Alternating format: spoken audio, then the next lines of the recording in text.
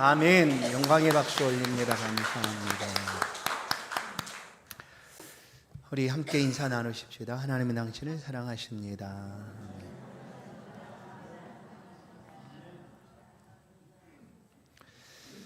오늘도 귀한 자리에서 함께 예배하는 모든 성도들에게 하나님의 은혜와 축복이 있기를 간절히 축원합니다. 우리는 생애를 살아가면서 이런 기대와 소망을 갖습니다. 그것은 환난 풍파 없이 평안하게 삶을 형통하게 살아가고 싶다라는 그런 소망이 모두에게 있습니다.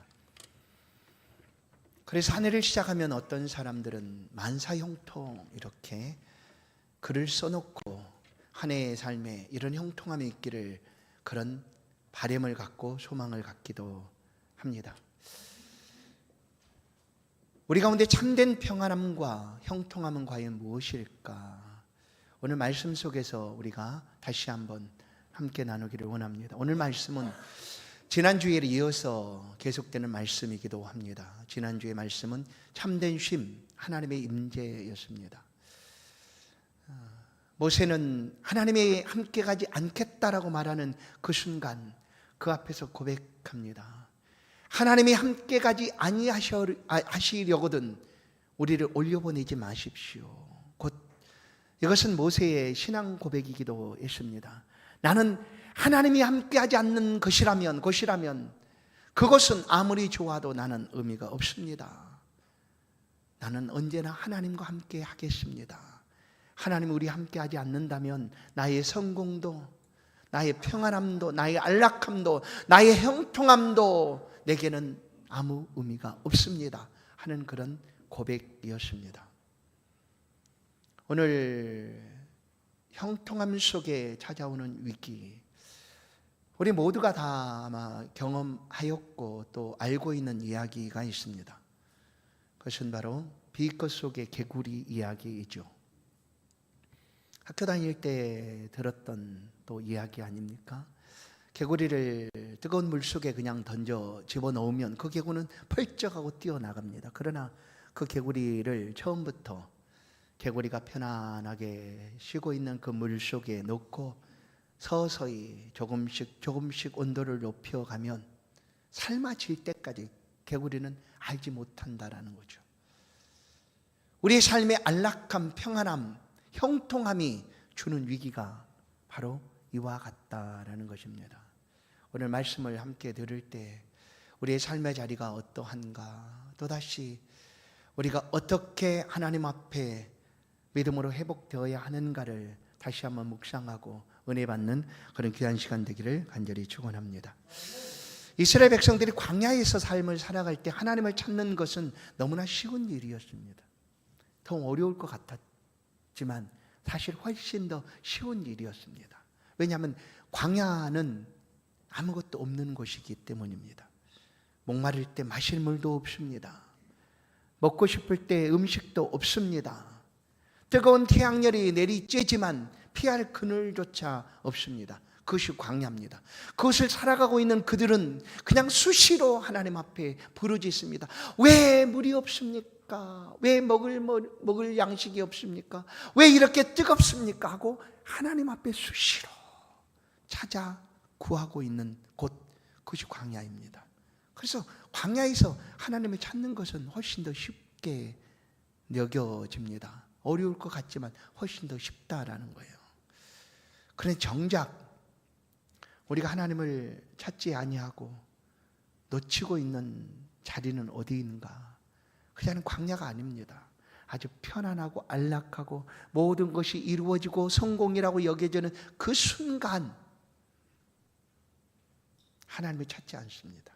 아니, 하나님의 은혜를 풍성하게 누리며 살아가면서 나는 여전히 하나님 안에 있다라고 여기면서 착각하면서 하는 거죠. 더 이상 하나님을 찾지 않습니다. 왜냐하면 하나님 필요치 않다라고 여겨질 만큼 삶이 너무나 안락하고 평안하고 형통하기 때문입니다. 모세는 신명기 8장에서 이렇게 말씀합니다. 하나님의 말씀을 들려줍니다.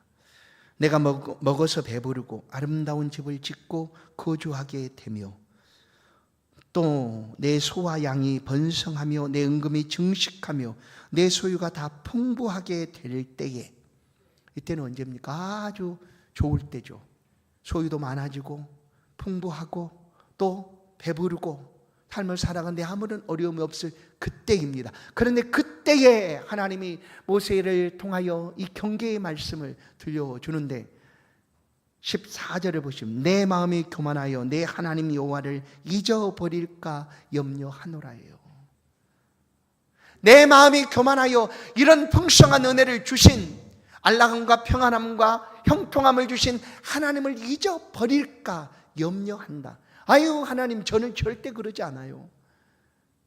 무슨 말씀이세요? 저는 절대 그러지 않아요. 저는 늘 기억해요. 하겠지만 우리 삶이 다르다라는 거예요. 광야와 이 안락한 삶 속에서 우리가 하나님을 필요로 하고 하나님을 구하고 찾는 그 우리의 삶이 달라진다라는 겁니다.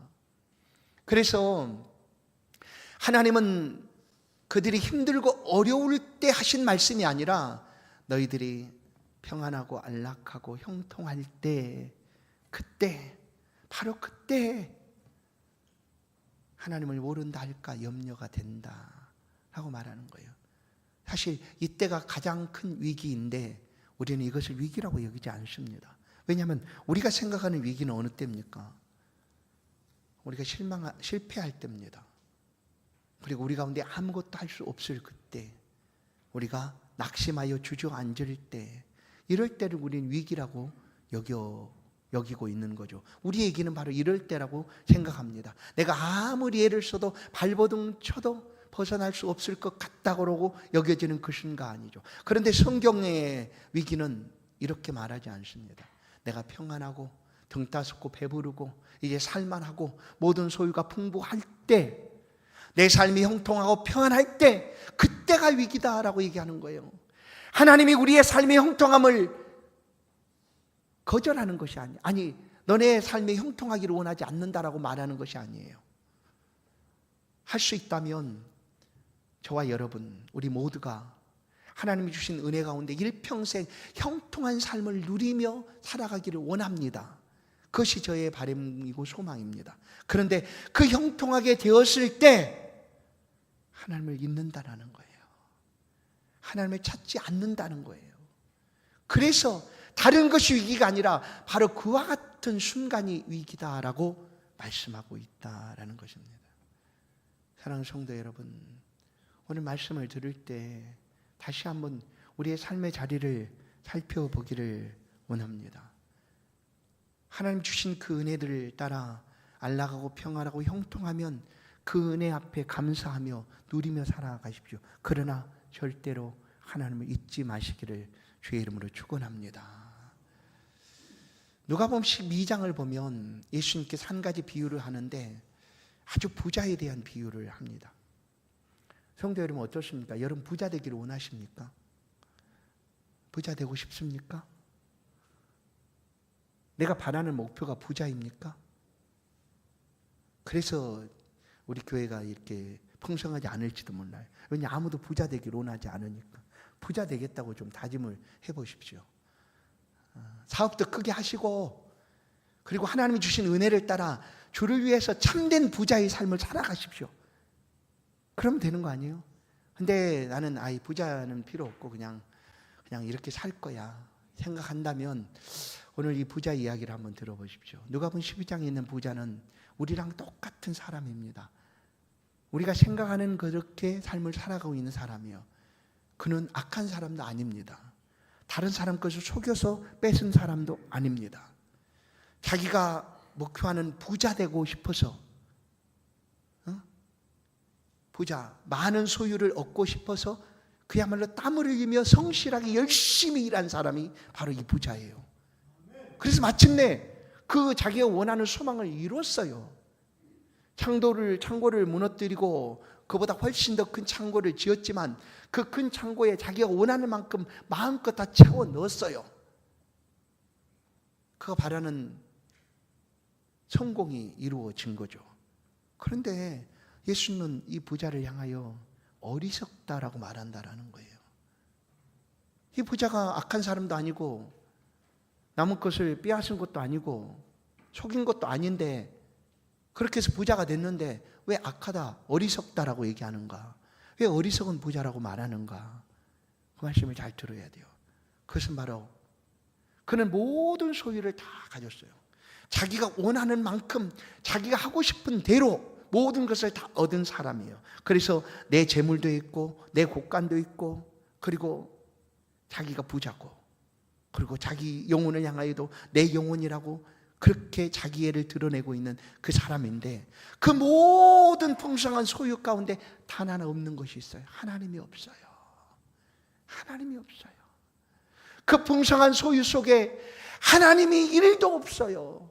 예수 그리스도도 1도 없어요. 오직 자기만 있어요. 오직 자기 것만 있어요.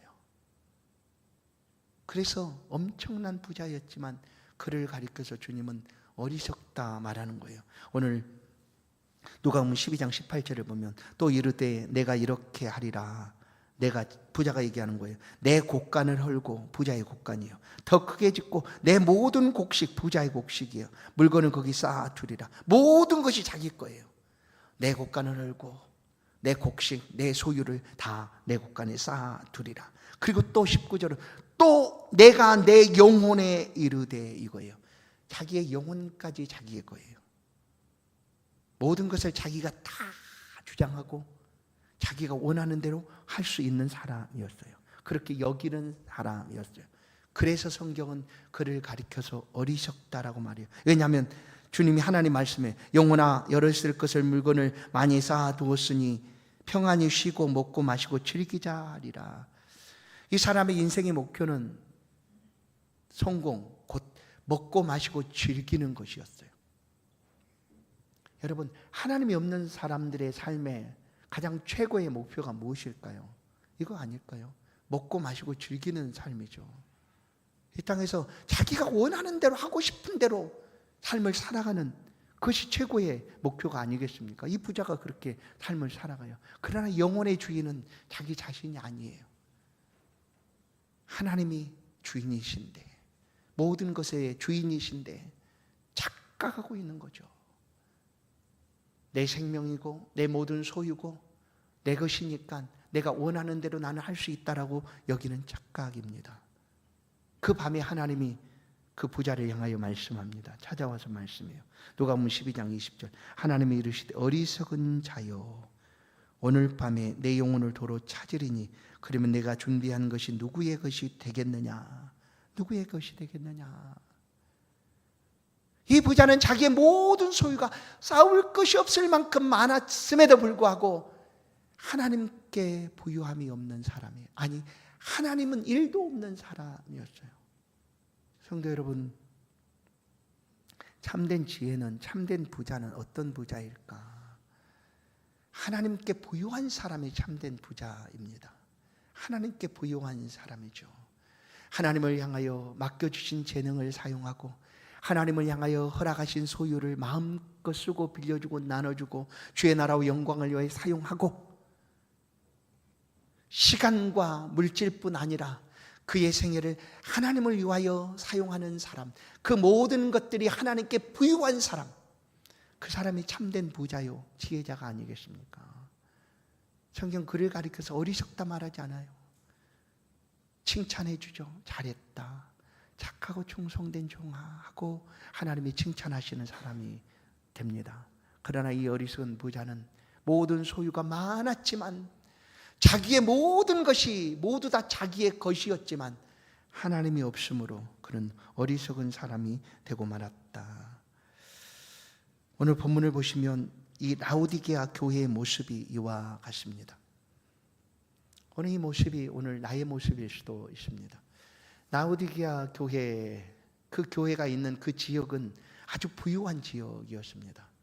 금융업이 발달했다라고 합니다. 또한 온천수가 나오는 지역이기도 합니다. 그리고 안약 사업이 아주 번창했던 그 지역입니다. 그래서 라오디게아 지역은 아주 부유한 도시, 그래서 얼마만큼 부유했는가 하면 어느 날 그 지역에 지진이 발생합니다.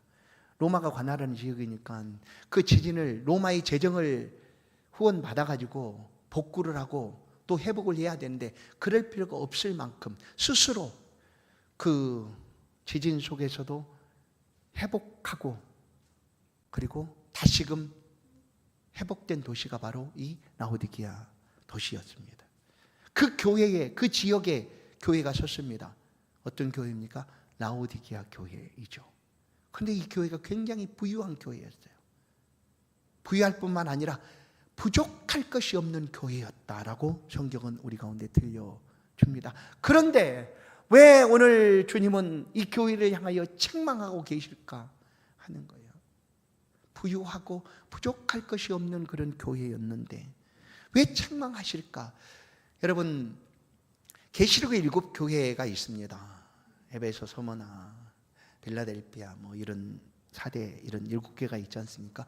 그 교회 중에서 칭찬만 만든 교회가 있어요. 서머나 교회하고 빌라델피아 교회.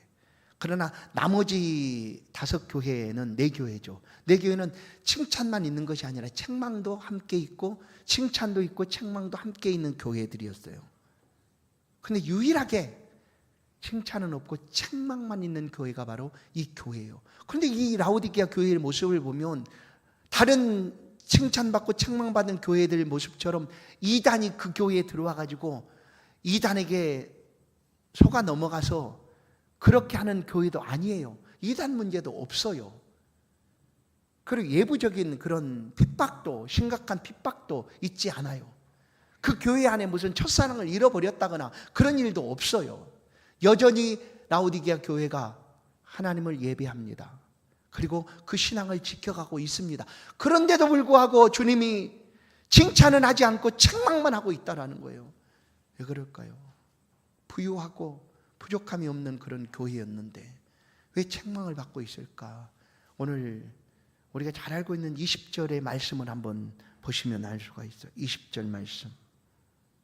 20절 말씀을 한번 보십시오. 20절 말씀에 볼지어다 내가 문 밖에서도 두드리노니 누구든지 내 음성을 듣고 문을 열면 내가 그에게로 들어가 그와 더불어 먹고 그는 나와 더불어 먹으리라 라고 얘기합니다.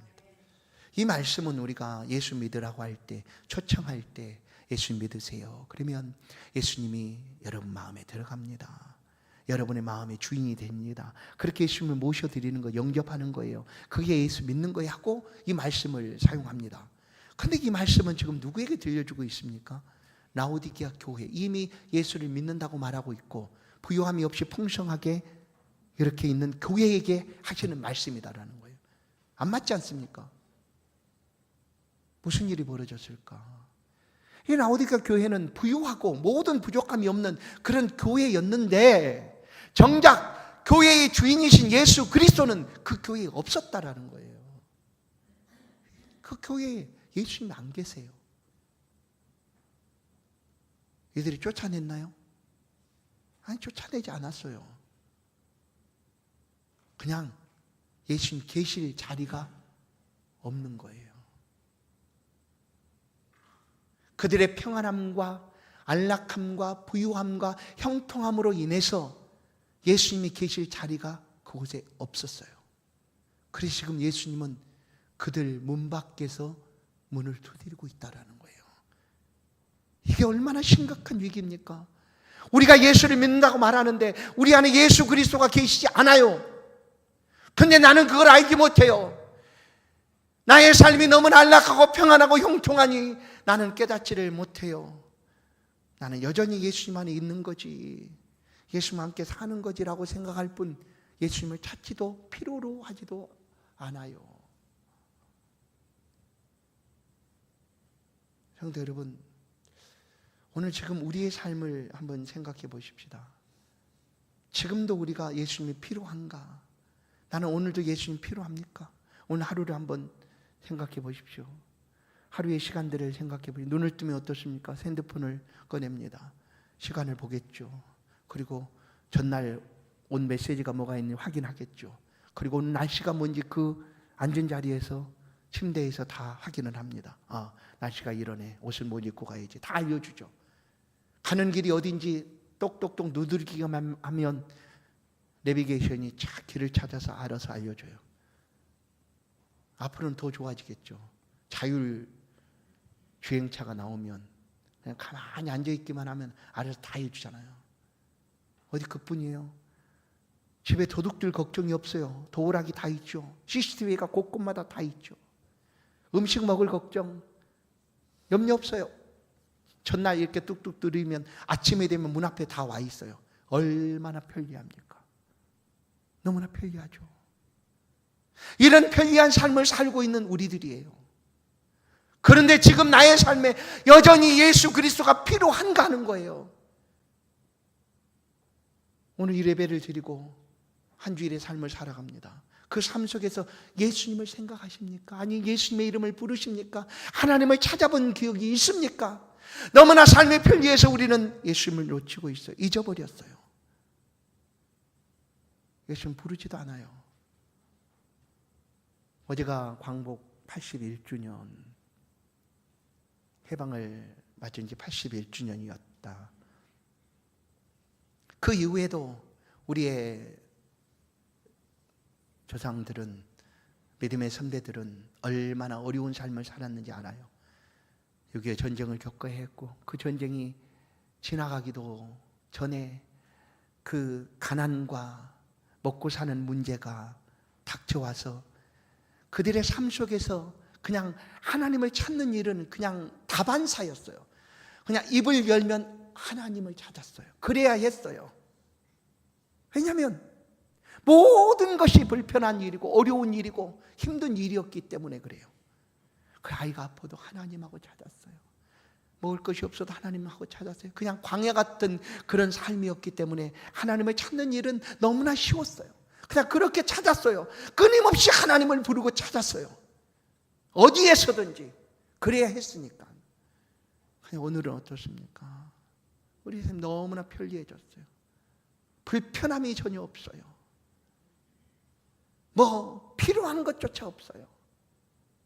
그냥 이대로가 너무나 좋아요. 삶이 편안하고 안락하고 문제없고 형통해요. 하나님 없어요. 나는 하나님과 함께 있다고 생각하지만 내 삶에 하나님이 없어요. 단 한 번도 하나님을 불러본 적이 없어요.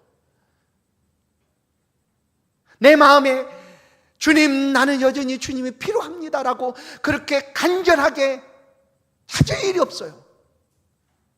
그러니 찾지도 않아요. 그러니 여전히 하나님 필요한가? 다른 것이 우리의 삶의 위기가 아니라 이게 위기라는 거예요. 오늘날 우리를 괴롭히는, 예수 믿지 못하게 하는 그 핍박이 우리 가운데 다가옵니까? 있습니까? 그런 핍박 없어요. 누구든 예수 믿을 수 있어요. 그러나 진정한 위기는 내가 평안하고 안락하고 형통한 이 순간, 내가 하나님을 모른다, 내 삶으로는 하나님을 모른다 말하지 않죠. 그러나 하나님을 단 한 번도 필요치 않아요. 기억함도 없어요. 그냥 이름만 가졌어요. 하나님 나 믿습니다 하는 그 이름만. 그게 정작 위기다라는 거예요. 그래서 이런 위기가 나에게 다가오는 것이 너무나 힘들고 어려우니 차라리 나는 그냥 이런 안락함, 편안함, 완전함, 형통함 이런 것보다 그냥 매일매일 내가 부지런히 손을 늘려서 그래서 잊지 않고 매일매일 양식을 구하듯 그런 삶이 내 삶이었으면 좋겠다라고 고백하는 믿음의 기도도 있어요. 잠언 30장을 보면 이 기도를 하나님 앞에 드립니다. 30장 7절. 내가 두 가지 일을 주께 구하였으니 내가 죽기 전에 내게 거절하지 마옵소서. 곧 헛된 것과 거짓말을 내게서 멀리하옵시고 나를 가난하게도 마옵시고 부하게도 마옵소서. 오직 필요한 양식으로 나를 먹이시옵소서. 나 너무 부자 되는 거 싫습니다. 혹시 나는 감당을 못해요. 그 부자가 되면 나는 감당하기가 어려워요. 혹시 내가 하나님 모른다 할까 두려우니 나로 부자 되게 하지 마십시오. 이렇게 하고 있다라는 거예요. 차라리 이게 더 낫지 않을까. 이렇게 나의 안락함과 평안함과 형통한 삶이 나로 하여금 하나님 없음의 삶을 살아가도 아무렇지도 않게 여겨지고 있다면 하나님, 나는 매일매일 광야 같은 그런 삶을 살고 싶습니다. 내가 매일매일 일용할 양식을 하나님 앞에 구하는 그런 삶을 살고 싶습니다. 아침에 눈을 뜨면 하나님, 이 하루를 하나님 의지합니다.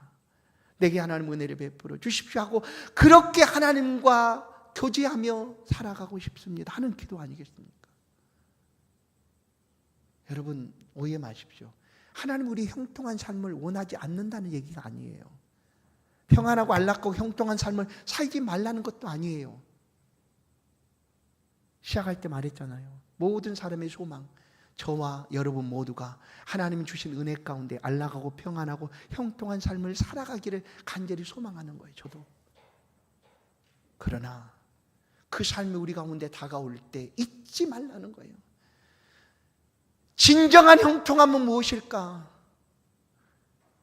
이 부자가 가지는 그런 모든 내 소유로 만족하는 형통함이 아니라 하나님과 함께하는, 모세가 고백하듯 하나님과 함께하지 않는다면 나는 그 땅에 들어가지 않겠습니다. 아니, 그곳으로 우리를 돌려 인도해 드리지 마십시오. 하나님이 없는 쉼, 하나님이 없는 형통함, 그것은 내게 의미가 없습니다. 그렇게 고백하는 거죠. 하나님과 함께하는 것이 형통하다라고 고백하는 거예요. 사랑하는 성도 여러분, 우리의 삶이 얼마나 좋아졌는지 말하지 않아도 다 알아요. 너무나 좋아졌어요. 아주 평안해지고 삶이 형통해졌어요. 그러나 이 순간 위기인 것을 기억하십시오. 우리의 삶을 하나님 앞에 다시금 회복해야 돼요. 어떤 삶으로? 매일매일 주님이 필요합니다. 아니, 하나님이 계시지 않으면 나는 살 수가 없습니다 하고 고백하며 교제하며 신앙의 회복을 우리가 가져와야 돼요. 그래야지만 하나님 앞에서 진정한 형통한 삶을 누리며 살아갈 수가 있는 거예요.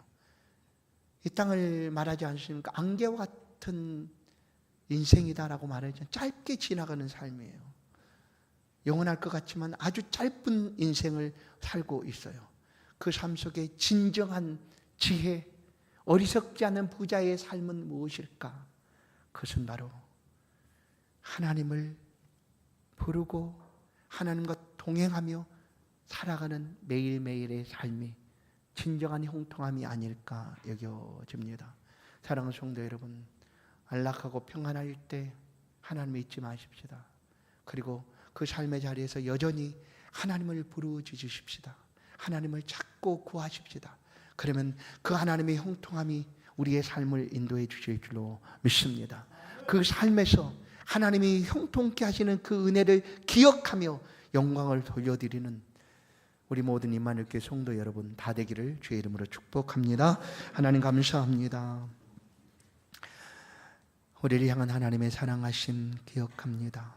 우리 가운데 가장 좋은 것 베풀어 주시고자 지금도 쉬지 않고 우리를 향하여 행하시는 하나님을 기억합니다. 우리의 삶의 형통과 평안함을 주시고자 아들 예수 그리스도를 보내주시고 그 안에서 삶을 기쁨으로 살아가도록 은혜 주시니 감사합니다. 하나님, 다시 한번 고백합니다. 내가 이 형통함과 평안함, 안락함 속에서 하나님을 잊지 않기를 원합니다. 여전히 매 순간 매 시간 하나님을 찾고 부르짖고 구하기를 원합니다.